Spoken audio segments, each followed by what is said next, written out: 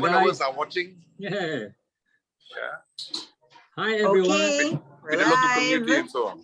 Okay, gentlemen, ladies and gentlemen, now we're on Facebook now. All right. So Good luck. the show will begin in, okay, the show will begin now. All right, good evening, good afternoon, good morning, everyone, wherever you are. Good to see you again, my friends, on the ABF Online Talk. ABF has been doing online talks after the outbreak of the COVID pandemic since 2020. And today is very special. This is the first time we have a Korean speaker talking about burning hotspots in Korea. That's really something, right? And the honorable speaker today is Dr. Kyungwon Kim. Well, some of you might have met him at the 8th ABF in Ulsan in 2017. Kyungwon and I are long-time old friends. We've been knowing each other for a long time. And I was surprised to know that, you know, he was a major in Chinese literature in the university. Wow, this is something, you know, to my surprise. And then he shifted his study to environmental ecology and got his PhD in 2014 from University of Seoul. But he has worked for several organizations, NGOs on wetland and marine conservation, on water birds, and now he's the executive director of Nature Nando, Korea. Nature Nando is an institute in Korea. I've been going birding with Kyungwon in Korea many times, from northern part of South Korea, Cheonan, to Seosan, a wonderful birdland, and to the south. And it's a great pleasure to have Kyungwon with us, talking about the burning hotspots in Korea. So, ladies and gentlemen, let's welcome Dr. Kyungwon Kim. Please, Kyungwon. Yeah, thank you very much, Victor. Yes, nice to meet you, friends. Yeah, even Victor introduced me about my study and history of friendship during the last, I think it's almost 20 years. But suddenly, one day he suggested me to introduce about the Korean bird hotspot. I'm just a response as friends, but after that, since then, I'm very nervous to prepare talking about Korean bird hotspot, because as you know, there are many ornithologists and many bird watchers and also many specialists in Korea. So I can't cover the whole story, bird habitat story and bird species story in Korea. So I would like just depend on my experience, especially I have been working conservation issues in Korea and bird and habitat issues. So today, mainly I focus several species, several target species, such as cranes and spoonbills, and some of shorebird. And also preparing this presentation, I talked many friends in Korea. They doing well. They working and they handling the many bird watching programs. So I think next time they will give a chance to introduce more detail and more species, that I believe. So anyway, I would like to show to some slide. Is it okay? Can you? Okay, thank you.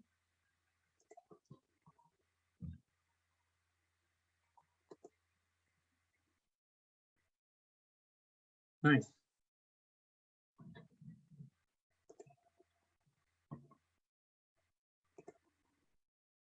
Okay. Okay, good. Yeah, the Victor asked and he gave me some target interest about bird hotspots in Korea. But this is the third time to join this Zoom meeting. Through that meeting, I saw I understood many countries and many of you introduced about your own places, species, and bird species, and you're interested about bird. But in Korea, in my side, I would like to introduce about the conservation and why use the birds habitat in Korea, because Victor told me about my student studying. As you know, in Korean 1970s and 1980s is very hard for the student, and also and since that I'm very interested about social issues in Korea. But the other hand, I'm studying bird and studying bird habitat. In my presentation, I will introduce about the Suncheon Bay story, because uh, nowadays there are many bird watchers, there are many specialists for the birding, but at the time it is very hard to just enjoying bird. So my history, my 20 years experience is deeply joined the conservation issues. So please understanding my presentation focusing the more conservation issues. Okay, so why I'm just focusing about some species. When you, it's nowadays everybody is everybody could contact through the Googling. So if you are Googling bird in Korea, you can see the so many pictures, so many photos about the bird in Korea. So I don't want to show to the each photos of each species, because you know well. So anyway, you can use that Google or any SNS. You can touch the Korean bird species, and also the Korean people and the Korean some systems is will show the species and the photos and etc. So you can contact through that. So anyway, why I start interesting about the ABF, because Victor, suddenly he started this some very crazy work and also very interesting work. So, okay, yes, I met him almost 10, I think it's more than 20 years ago, when he worked in Taipei Bird Wildlife Society leader. So, because they're the blackest spoonbill, but maybe at the time we wasn't good friend, because he didn't know the Chinese literature studying. Anyway, since that we met several times, and also last time we met Charon, and also we traveled around the DMZ area. So we visit several places, birding places, and also Victor brought some of his friends at the bird watchers. We enjoyed very well and very much about that. So I strongly remember that experience. That's why I'd like to introduce about the hotspot along that course, and also to remind Victor's memory. So okay, so yeah, this is the photo. You see that we climb one peak of the small hills.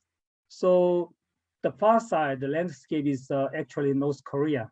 So here is the most northern area to see the cranes, habitat in South Korea. So you see this far side landscape is North Korea. So this place is located between North and South Korea, and very nearby DMZ area. It's the place name is Charan. Later I will show and explain more detail. So Korea. I think it's everybody, you knows well the Korea faced to the China, Russia, and also Japan. So, and we have, yeah, it's a very small countries, but we, the Korean Peninsula, Korean country, Korea, we are almost 70% of land area is covered by mountains. And also we face to the oceans and the coastals. So there are many habitat condition of bird. So from mountain bird to ocean bird. So, but today I'm just focusing the water bird because I cannot introduce all the species. So you can see the Korean eastern part or northern part, Korean Peninsula northern part is a little bit high mountains, and western part and the southern part is face marine. One on And also, yeah, the paper one, but the paper cover. Paper one I don't have. You have to ask mommy. Last time I gave to mommy. You have to ask. okay, yes. So, yeah, this map introduced about showing about the Korean land shape, and there are many streams, and that's why there are many inland wetlands, and also for green colors is almost the green area and the forest. So we can see we have many mountain birds also. And also, especially the western part of Korean Peninsula face the Yellow Sea ecoregion. So as you know, Yellow Sea is a very important places, and the WWF International designated as important ecoregion site also. So especially western part of Korea, is covered by the intertidal flat. So intertidal flat could be a good habitat for water bird, especially migratory shorebird, and also the Anatidae groups, and also the cranes, like a red crown crane and hooded crane also depend on intertidal flat condition. So we have a very good condition for the water bird habitats. And also some forest ecosystem also is linked with the southern part of Russia. So some of the species are very linked with North Korea and Far Eastern area. And also the mammals, like some of the mammals is people of the Korean world, they must be come down to the Korean peninsula, is come down to the South Korea, but nowadays is separated by the iron fence. It's not easy, but anyway, the Korean forest ecosystem is deeply linked with the Russian country, Russian and the northern eastern China also, and also some is with the same vegetation with Japan, some part of Japan. So we have a very similar species within 3 countries. And also we have some endangered species such as the black spoonbill and the crest ibis. And unfortunately, the crested shelter is extinct in 1920s. So we just have a wood carving, and we don't have anymore this species. Anyway, some of the endemic species is endangered species, very linked with those East Asian countries. So I would like to introduce about such a species. First of all, is the Korean Peninsula is located between the EAFP, so Eastern Asian Australasian Flyway. So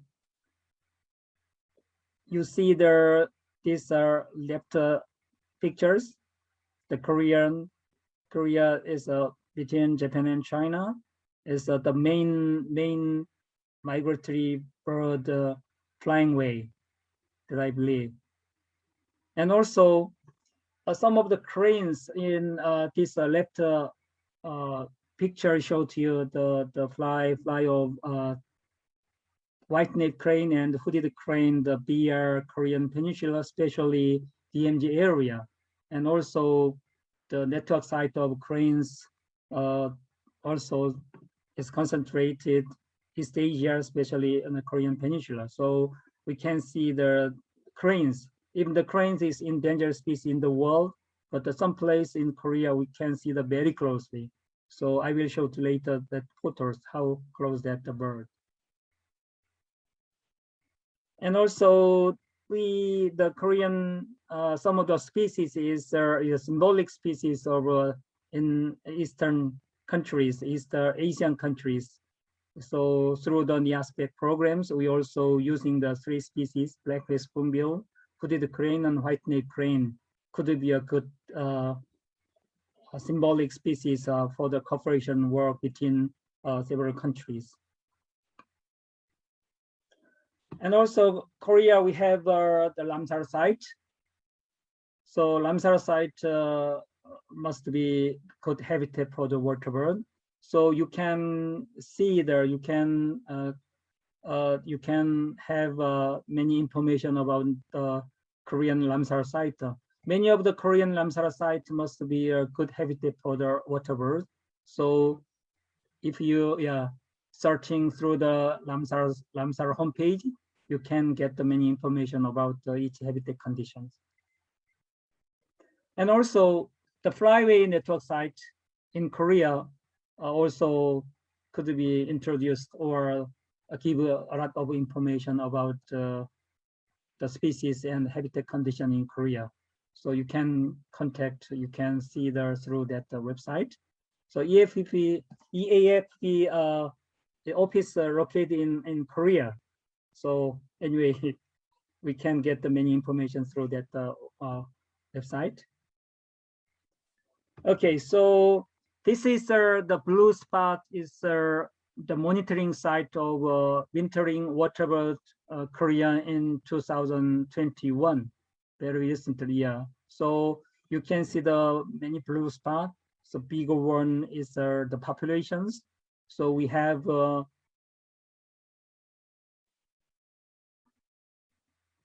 yes, it's mostly is a blue spot must be a good habitat, good place for the birding.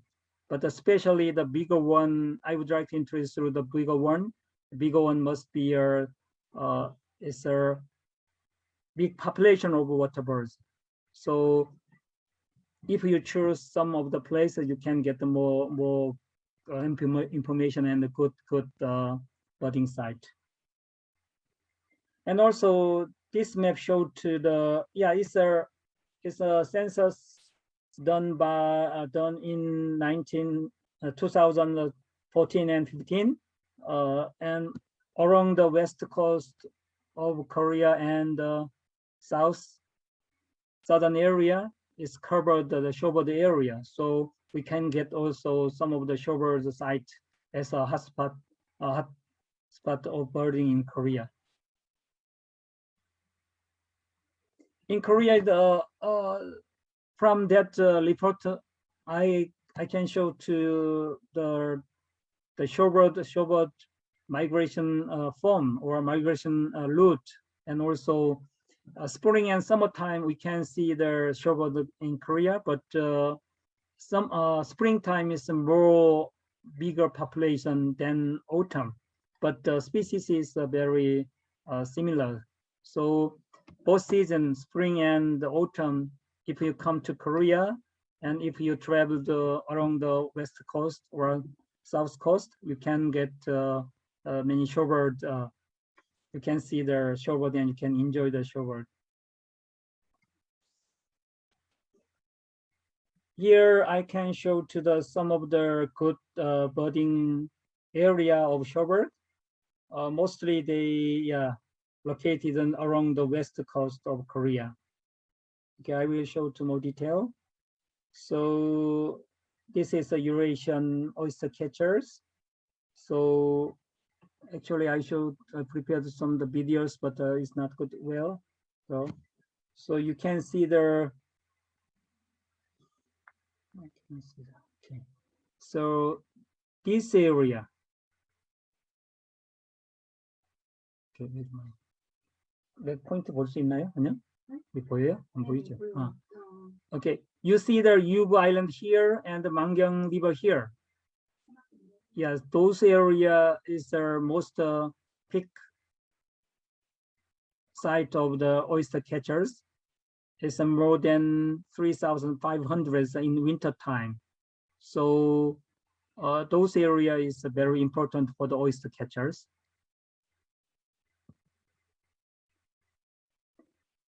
And also the gray plover also, you see there 4,500 more than, almost more 4,500.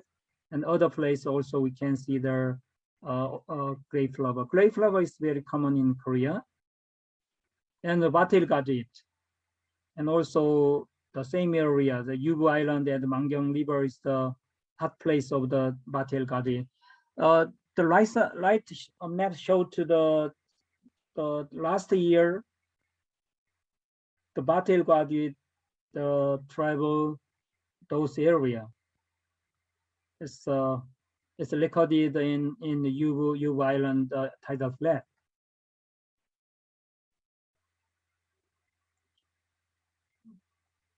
And also the Great Knot.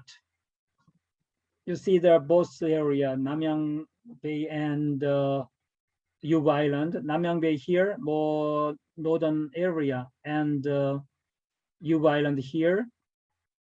It's the middle of the west of the Korean Peninsula. Both two places mainly we can see huge flux of Great Knot. But from the EFB newsletter, we can see the Saemangum reclamation project history. So if you're using that website, you can get more detailed information. Anyway, Saemangum was the most important habitat for the migratory shorebird, but it closed in 2004. Since that, the tidal flat habitat completely changed. It's almost gone. That's why we cannot see anymore some of the shorebird. You see there are some data, 2006, and now it's changed. So mostly Saemangum area is just the southern part of the Yubu Island, was the most important shorebird site in Korea, especially the Great Knot,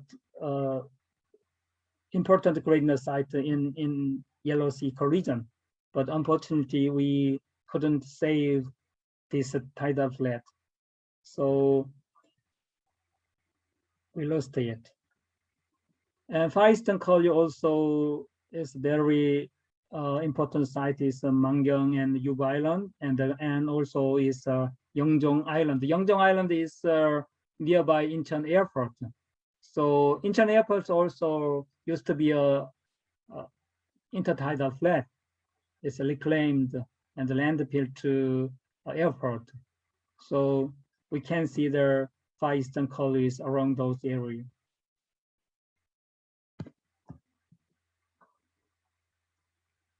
Yes, you see the Far Eastern Korea. And also Dunnin. Whenever we went out to see the shorebird, we met a huge flux of the Dunnin in Saemangum area, in the many places of western coast in Korea. But recently, it is very hard to see the big flux of the Dunnin. But anyway, still we have more than 50,000 Dunnins during the migrant season. So anyway, still, the west coast and the south coast of Korean Peninsula, still we have many shorebird. Just compared with the Saemangum reclamation project, but still we have. Just we are very, we are very sorry, it's okay. So we can see there with the oyster catchers and the dungeons and other species together in West Coast. So the Korean West Coast tidal flat and the South Coast tidal flat must be a good habitat for of shorebird bird watching.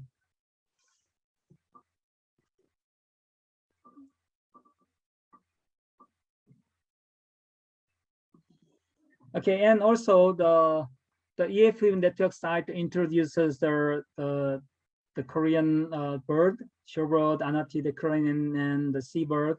So I would like to some of the crane and other species. Also, you can see the many cranes introducing through the Googling and other internet. So you can see the many good photos, good pictures through the internet. So especially the crane habitat mainly located along the DMZ area. You know, as you know, the DMZ is the military zone between North and South Korea. It's wide, it's 4 kilometers, and it's from eastern coast to western coast. We call this the DMZ area. So, and also from the ICF map, we can see those DMZ area used to be those area good habitat for the cranes in Korea. And also around the DMZ, we can show around the DMZ ecosystem show to mountain, rivers, estuaries, and tidal flats. So around those DMZ area, you can meet many species of birds, from mountain bird to water bird.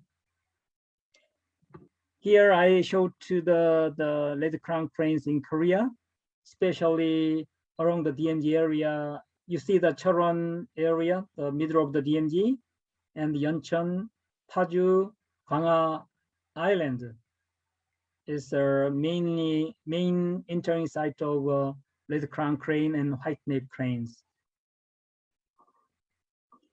And especially the Cheolwon basin, Cheolwon area is main habitat is rice paddies.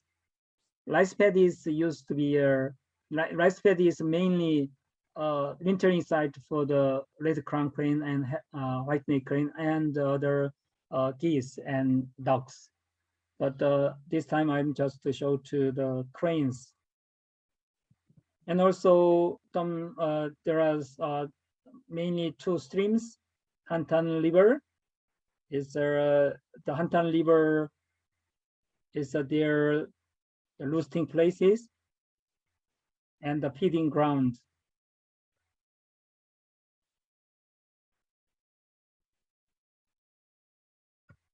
You see there are some cranes with the mallard.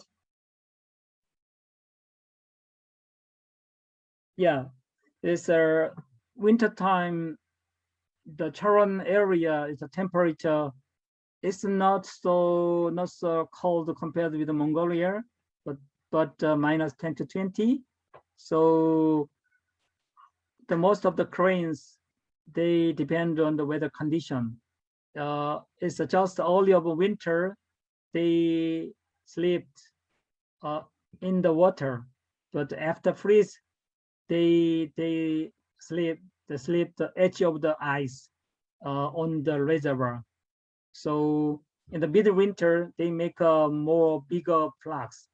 Early of winter or late of winter, they make a small flocks. But the middle of winter, we can see the cranes more closely. And also another the wintering site of red crown crane. You see the cranes eat. You see the crabs. Yeah, here is the intertidal flat. So the Gwangha, the tidal flat is the wintering site of the red crown crane. Gwangha tidal flat. There are 30 to 40 individuals every winter. So also this Gwangha tidal flat can see the red crown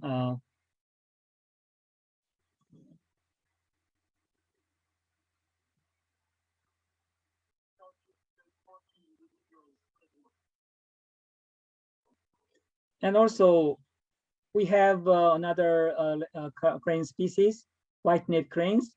The white-necked cranes share their habitat with the red crown cranes, but white-necked cranes is moved down to the more south. The red crown crane just they spend the whole winters along the DMZ, but white-necked cranes is moved down to the west coast and the middle, middle of Korean Peninsula. Yes, many of them is fly over the sea to Izumi in Japan. So Charon is one of the wintering sites, is the red crown crane and white-necked cranes, and is a southern area just wintering for the red white-necked cranes. So also white-necked cranes is depend on the rice paddies and estuaries, and sometimes is this kind of tidal flood. But mostly the migration season, they depend on the rice, river mouth and tidal flood. But winter season, they mostly depend on the rice paddies. This is the same condition with Izumi in Japan. So in Choron, we can see the white-necked cranes. And also we have another species of black-faced spoonbills. The black-faced spoonbill is this bird is the winter the most southern area like Suncheon Bay and the Cheonsu Bay. And the Cheonsu Bay is also one of the reclaimed rice paddies. But midwinter, this area is freezing, and then the many of hooded crane move down to the Suncheon Bay, and also is that they cross over the ocean to Izumi in Japan. So this Cheonsu Bay and Suncheon Bay is deeply linked with the Izumi, the main flyway, main at the route of the hooded crane.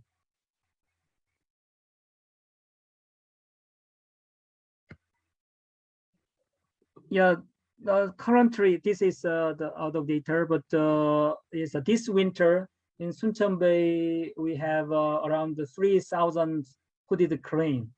So Suncheon Bay is one of my researching site. It was the middle of 1990s. At that time, just counted around 70 individuals. It was 1996, but now we have 3,000, more than 3,000 hooded crane in winter. It's during the last 25 years is very quickly, they rapidly increase the numbers. This is Suncheon Bay is not just for the birding, but this is a very, very good conservation history. So if you come to Korea, you can see the bird also, you can hear, you can enjoy the conservation history also that I believe.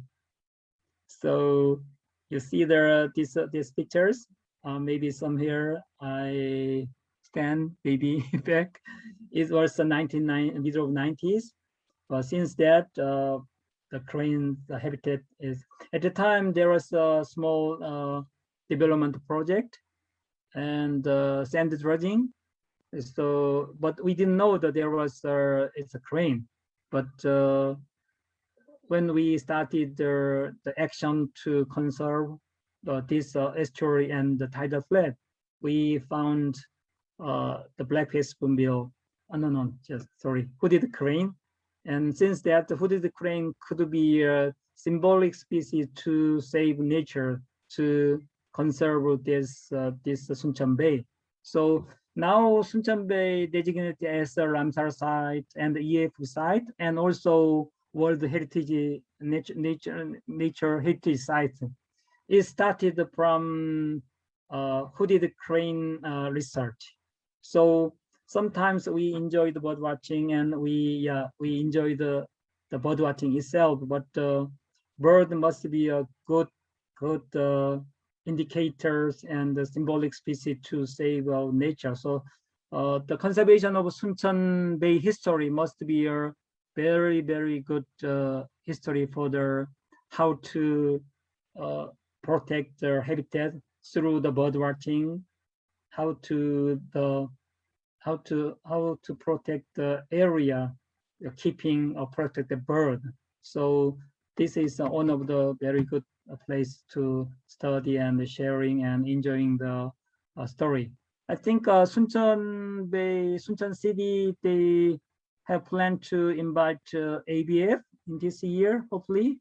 But yeah, so yeah. Also, I'm just interested about hooded crane, but Suncheon Bay, there are so many species like bingos and white-fronted goose and letters and shorebird and yeah, you don't think about just I'm interested about cranes. It's just there is a crane and also other mountain birds you can enjoy.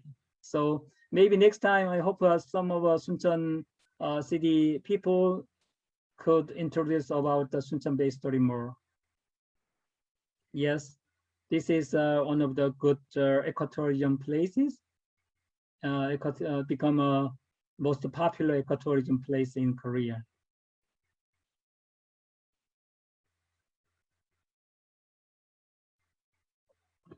And also around the just about the cranes, we have many places as crane habitat. So Korea is not so big. So if you come to Korea from Seoul to around the west coast and many places, you can enjoy the cranes and cranes habitat that I believe.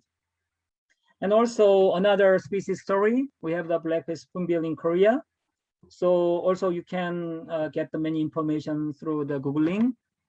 So actually in this story also started in middle of 1990s from Taiwan and Hong Kong. They are very curious where is the breeding site of the black-faced spoonbill. In mid 1990s, just the black-faced spoonbill, the population around 300 in the world.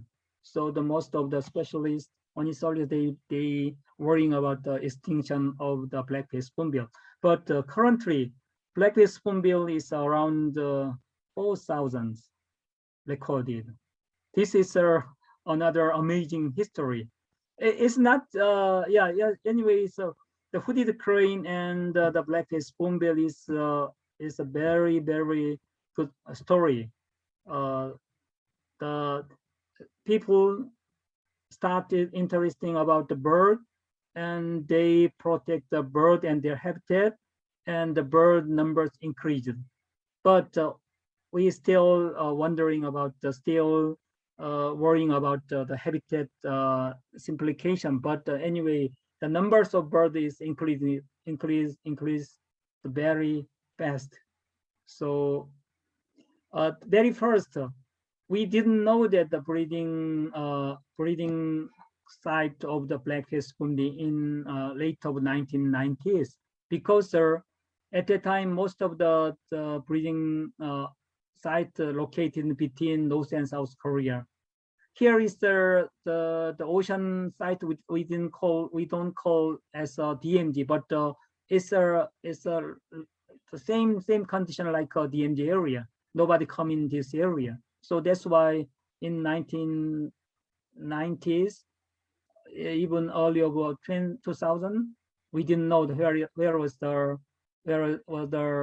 black-faced spoonbill breeding ground. Anyway, since that, we found many of small islands were black-faced spoonbill breeding ground. You see there is the chicks of the black-faced spoonbill here. And also from Japan, Japanese friends also, they try to know where is the black-faced spoonbill breeding ground. So they know those area must be the black-faced spoonbill breeding site. Since that, we get more detailed information, and also we know the ecology of the black-faced spoonbill breeding ecology. So finally, we could find the black-faced nest in those areas. And also, this is very curious things. we just when we started this this research, we just thinking the black spoonbill must be near the tidal flat, and black spoonbill need some the peace or safety island, but they must be need the rice paddy conditions. They just the care of their chicks. They need very small insect and freshwater food sources. So we know those kind of rice paddy is also very important for the black-faced spoonbill. So that's why the spring season is April, May to June. When you come to Korea, you can see the black-faced spoonbill in the rice paddies. So it's very closely you can see them. So springtime you can enjoy the shorebird and the black-faced spoonbill, especially those area nearby intertidal flat. So yeah, those kind of intertidal flat. Here is the wintering site of the red crown crane, the same place with the black-faced spoonbill. You see the black-faced spoonbill here. Yeah, this photo is showed to the same habitat sharing red crown crane and black-faced spoonbill. Maybe red crown crane arrived more early, and those lazy black-faced spoonbill not leave yet to go to, maybe they don't want to go to Taiwan. So they met together. Maybe crane from Russia or China, and the black-faced spoonbill soon moved to the Taiwan and Hong Kong and other places. You can see the both species in the same places. Yeah, okay, I will shortly show to the black-faced. You can see the white spot here. You can see the iron fence. Those areas very nearby the North Korea. So you can see the black-faced spoonbill like this. Yes, yeah, here is the Incheon area. Here is the nearby Incheon airport. You can get there. You can see the breeding site of the black-faced spoonbill. And also Korea, we have the rice paddies for season changing of the landscape. So here we can see the many Anatidae groups here, ducks and geese. But unfortunately this time I couldn't prepare that ducks and geese story. And also, yeah, you can see the many ducks and geese also with some the black-faced spoonbill and other egret, and also Oriental white stork. We have a beautiful the Oriental white stork introduction story. We have the Oriental white stork pop also, but the next time some of those specialists can introduce about the white stork in Korea. And also the crest ibis. This is a reintroduction introduced in Korea 15 years ago. Now we can see the red crusty ibis in the wild. So you can also enjoy this bird in very closely. So this is one of the story could be introduced next time that I believe. Anyway, I think birds are the symbol of the ecotourism. So when I met Victor, he worked for the ecotourism Taiwan, and also he introduced a lot of opportunity and how to conserve, how to share, how to enjoy the bird watching. So this time I'm just briefly introducing about the Korean bird and habitat, but I'm very sorry I couldn't introduce all of the bird, but there are many specialists, many bird watchers. They will challenge to introduce more detailed, more interesting story, Korean hotspot bird hotspot in Korea, hopefully. Thank you for your attention. Thank you very much, Kyungwon. Excellent presentation. Thank you so much. Thank you so much.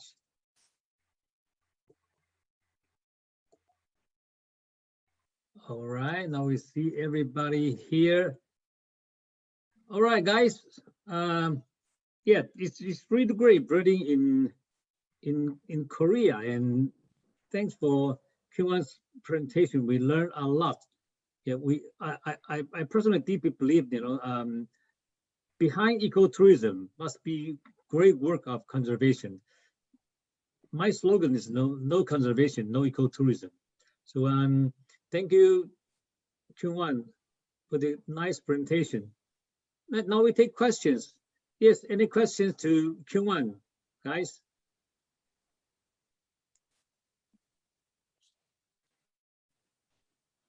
Just raise your hand. Yes, Francisco, please. So how many species in Korea, in South Korea? We have 500 several tens species, including the mountain Nice bird. number. Okay. Yeah, for small countries, good number. Thank you. Yeah, Kyungwon, could you mention some of the name of the forest birds? Some of the forest birds. Yeah. Yes, especially we have the woodpeckers, Okay. and also the warblers and many. Okay, I'm very nervous about the English names. Yeah. What about tit? Sorry, pardon. Tit. Like a Tit. long tail Yes, tit. yes, we have yeah, we have many tits also. Mhm. But buntings? Sure. Okay, nice. Nice. Yeah, this time I couldn't introduce about we have 21 national parks. Mhm. And also Korean forest is a second generation forest. So it's evergreen trees with is 4 leaves. That's why we can see the many kind of birds in the mountains. But because we just target to the wetland conservation, so we are more concerned about water bird, but there are many mountain birds you can enjoy, that I believe. Okay, thank you. Yes, Gombo. Thank you very much for your great presentation. I'm just wondering, hooded cranes, they breed in Russia. Well, anyway, the hooded crane is the summer visitor in Mongolia. Most populations are from, I guess, from Russia, right? And how about the white-necked cranes? The winter white-necked cranes in South Korea. Are they from Russia or Mongolia? Any research done? Yeah. Okay. Yeah. That's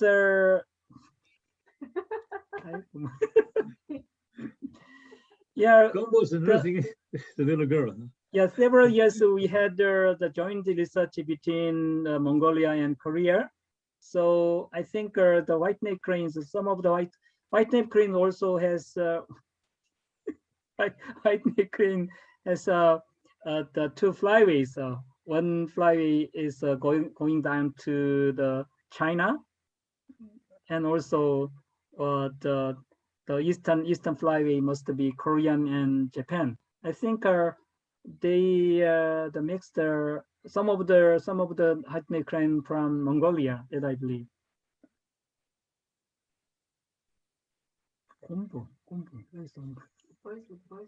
All right, thank you very much. Okay. Yes, yeah, Lei Win. Oh, good to see you, Lei Win. Good to see you all again. Yeah. My question is just part of the conservation. So I noticed that Kuang mentioned that some cranes are, using the paddy field. So my question is, do you have any conflict between cranes and farmers? Because most of the farmers, I think that most of bird and crane are destroy their crops. So is that happen in Korea? I mean. Yeah, thank you, Archie. Yeah, this is the typical story of the bird and some trouble with the farmers. Yes, the DMZ area used to be very hard to approach from farmers and others, but nowadays some of the places is developed as rice paddies, but still we have a little bit yeah, we have such an argument. And also some of the farmers, they provide some artificial crops, some crops for the cranes.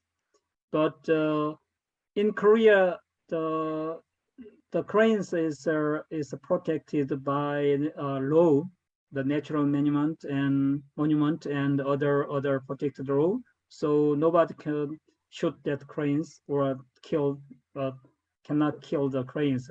But they are the compete the sharing the rice paddies. So in Charon area, the rice paddies, the farmers, they just cultivate in autumn.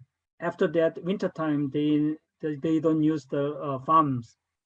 So that's why they're using that time difference. But anyway, we have such a problem. So we talking with the farmers, and also we have to find out good habitat condition for cranes. Thank you. Yeah, Kyungwon, I noticed that, most of the conservation sites are on the west coast. What about east coast? Yeah, east coast also. Yeah, I think it's the east coast is one of the flyway, like some of the black spoonbill. We think the more northern breeding breeding site of black spoonbill, some place in Russia, they move down to along the east coast and move down to the Kyushu in Japan. So sometimes there is a small marshes, small ponds.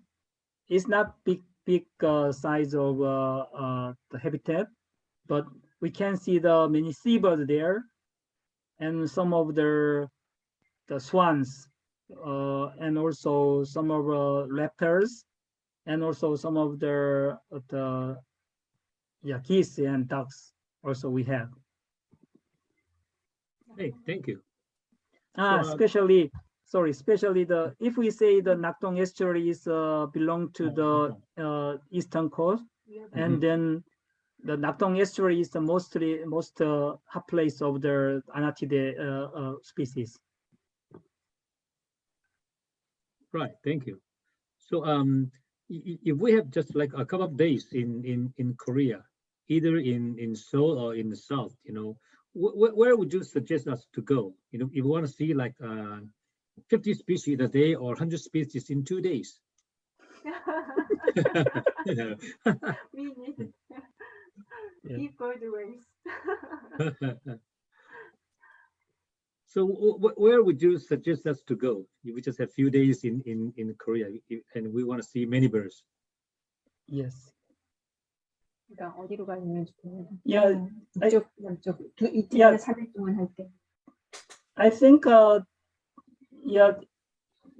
if you come to Incheon and you can move down along the west coast. If you come to Busan airport, you can see the Nakdong estuary and the southern area.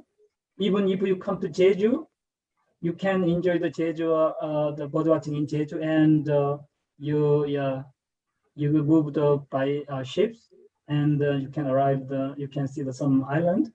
I think because Korea is not so big countries, and we have a good transportation system, but no English sometimes. So, but anyway, I think mainly Incheon Airport, Busan, and Jeju.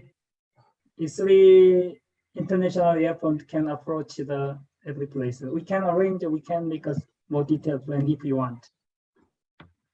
All right, thank you so much. Okay. Any questions, guys? Yeah, okay, Mike, please.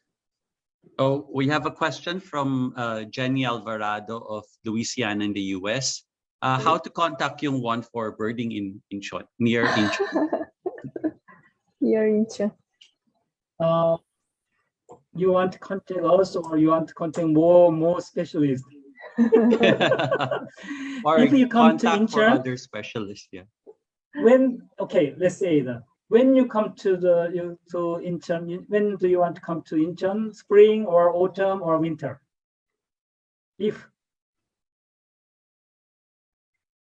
what's the best season? Yeah, Incheon area is fall season is good because springtime you can enjoy the blackfish, spoonbill, and shorebird, and autumn and winter you can enjoy the anatide and also the red crown crane. Because Incheon area in the Gyeonggi and Seoul area is already developed, so those area they concentrate the small spot, and so we can see them very closely. And also from Incheon to Cheon is less than 2 hours by driving. So not just straight to go to the Cheon via Imjin River and Paju and Yeoncheon, and those areas used to be must be good boarding places. And also you can see the some of the stuff. You can enjoy the mountain birds. So if you arrive in Incheon, you can enjoy the many birds in a day. But you need a good guide like us. Actually, we are living very far away from Incheon, but it's just 2.5 hours from our place to Incheon. So if you contact me before you leave from United States, and maybe we can approach to you anytime. Thank you, Son Young. Yeah, do you mind introduce yourself? Hi, everybody. I'm Son Young Park, living with Kyungwon, and living and working together. Yeah, I'm Very very, nice. yeah, I'm very, so nice to meet you, all of us. Right. Son Young and Kun Young are couples. They are a lovely couple. Unfortunately. And they have a very beautiful young girl. All right, so yeah, Mike, do you have more questions? Oh, there's another question from Facebook from Brian Tuhais from Uganda. He's asking what's the best place to bird in Korea if you only have 1 day? 1 day. Fun. Right? 1 day. 1 day. Yeah. Yeah. Incheon, Like Seoul, if someone has 1 day, where will you take him? Anywhere. Yes. anywhere. Incheon. Oh, just one place. Yeah, cranes is good for but Uganda I'm going to. But it's in Korea the cranes the crane bird watching is very good for the experience because winter season, and also like a Cheon we can see the both cranes, white neck cranes and red crown cranes. In Japan there is red crown cranes and hooded and white neck cranes, but Cheon is quite different condition. So I introduced the crane is good for 1 day.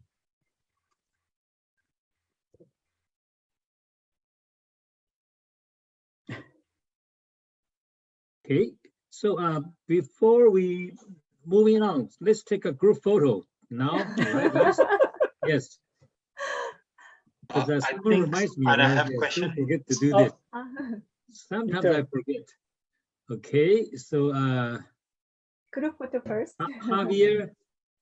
Hello, Javier. Hello, Andrew. Andrew. Andy. Okay, we have Javier. Andy, Javier, and Rick. Rick, yo. Maya. Maya. Yes. Hello, Javier.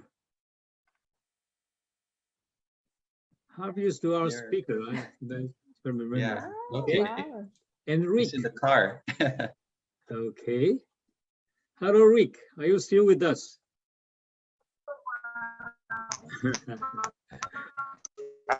Okay. Yeah. Maya. Right. Anyway, guys. Welcome. So Okay. I'm so I'd written Okay. So Oh, yeah. Johnny is here. let's look at the camera and please do not move. Okay, and smile. 1, 2, 3. Thank you. That's our first group photo. Okay, let's go on. Right. Kyungwon, you know, I've been to Korea many times, and I'm always amazed to the scene that, you know, the voucher feeding. That's something, you know, fantastic. Could you tell us a little bit more about the voucher feeding? Yes, yeah. Actually, the one center sent to me the photos about the vouchers, and the program with the children very closely enjoyed the vouchers. But I couldn't introduce about that. We have many 1, 2, 3, 4. Yes, around the 5 places are huge flocks of vultures. So around more than 100. Some places are more than 5 or 600 vultures we can see. Okay. So it's almost all over Korea, from north to south, right? or Yes, just north? yeah. Mostly. What I don't know is why we know is we guessing the why they concentrate South Korea, but anyway we have it's more than 5 places. Yeah, the black vultures. So guys, you know, if you're going to Korea, you must see that. You know, it's really fantastic. And I understand that, you know, most of the vultures are from Mongolia, right, Gombo? Yeah. They're from Mongolia, and you know, when they arrive in South Korea, you know, they don't have enough food, so the people just start feeding them. It's a nice program. Victor. Yep. Yeah, I think some of Korean bird watchers or some the managers of centers, they never speak in English, but they are very willing to introduce their own places. So if we make a chance, I will introduce some of them, even they just using the simple language, simple English. They have their own history, own programs. So next time, please give chance to Korean, more Korean people, more Korean habitat interested in this beautiful friends. Okay. Kyungwon, because there are friends from the US asking about the contact in Korea. Would you mind posting your email address here with us? Okay. Okay, we'll do. Okay. And also please contact us if you want to visit any birthing place in Korea. Since we are not just active for the project, we also shared our experience, and also we nearly enjoyed the bird watching itself. So anytime contact to Seonyoung, please. To Seonyoung, not Kyungwon. Okay. Either one, right? Yep. Okay, so guys, it's pretty late, you know, because it's 10 o'clock in Taiwan, Philippines, and Malaysia. It's 11 in Korea, and some places are in the afternoon. So we just take one last question, if there's any. Okay. If there's no question, why? Let's say thanks again to Kyungwon and Seonyoung. Professor Yuji. Yes. Just I want to say thank you very much. Okay. Just I want to say thank you very much. Thank you very much. Okay, Very good presentation. Okay. And I want to see the thing. Yes, please come to Korea. Okay. Okak-san, let's go together. Yeah. After COVID, After COVID. After COVID, yes. After COVID. So thank you very much again, ladies and gentlemen. And next week, you know, this is our last talk in January. Next week, starting from next month, we have something a very different arrangement. It's working together with ABF and the BC. we will explain more later. So I look forward to seeing you guys next week, and it's gonna be Lunar New Year around the region. So I wish you have a happy New Year. So thank you again, Kyungwon, Sonyoung, and ladies and gentlemen. Thank you. Happy New Year. Happy New Thank Year. you. Happy New Year. Happy New Year. Bye bye. New Year. Bye. Everyone. Bye bye. Thank you.